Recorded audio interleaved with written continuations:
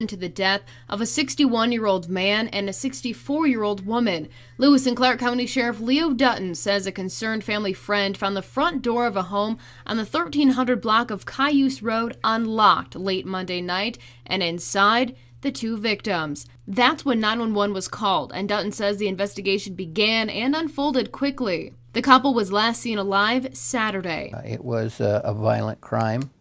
No firearms were involved. Federal and state agencies are all helping with this murder investigation, which Dutton says will take some time. This is not a crime scene where you see it condensed into an hour. It takes longer than that.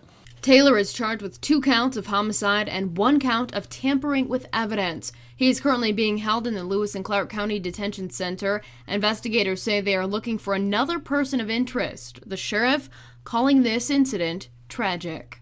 This was a mom and a dad, and these cases are not easy to work. Some of my staff knew these people personally. It was difficult, but the staff did their job, and they know to be professional and to work to a conclusion to get the county attorney the best case we can is how we're going to bring honor to them. Caleb Taylor has a previous conviction for burglary. According to court documents, Taylor stole around $15,000 worth of items from a CAYUSE Road home in 2015. Now, according to the state's Department of Corrections website, Taylor was out on conditional release as of September of 2017. Again, he is now being charged with 2 counts of homicide and 1 count of tampering with evidence. And news of these murders has shaken the neighborhood where it all happened. MTN's Jacob Fuhr spoke with residents still coming to terms with the news, and he joins us live now from outside the crime scene with more. Jacob?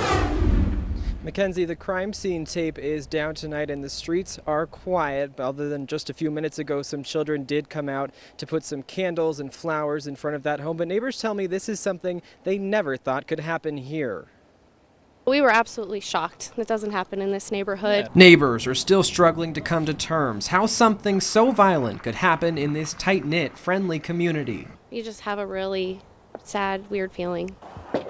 Neighbors say the 2 victims, whose names have not yet been released, were well known in the community. FLAVIA Montgomery, who lives across the street from the couple, got to know one of the victims well after 14 years in the same neighborhood. You know, that every time I need something, my yard, she'd come, FLAVIA. You know, if you need extra shovel or extra gloves, you know, she would come and help me anytime. You know, and it's just such a tragedy to lose somebody like that in our neighborhood. Residents described this area as family-oriented, never a hint of violence.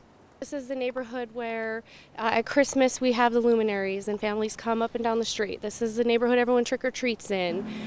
There's kids in the summer up and down the streets playing. We've got the park. It was absolutely shocking. You know, we can sure count on people here. They're just not someone that you wave and, you know, they care about you. They want to know if you're in need, and they would come and offer you a hand for no cost, you know, just to be a friend and be with you. Tragic for that one family. God bless their souls. That sense of community here is no doubt going to be changed. Neighbors told me it's going to be hard to drive by this house and not think about what happened there. Live in Helena tonight, Jacob Fuhr, MTN News.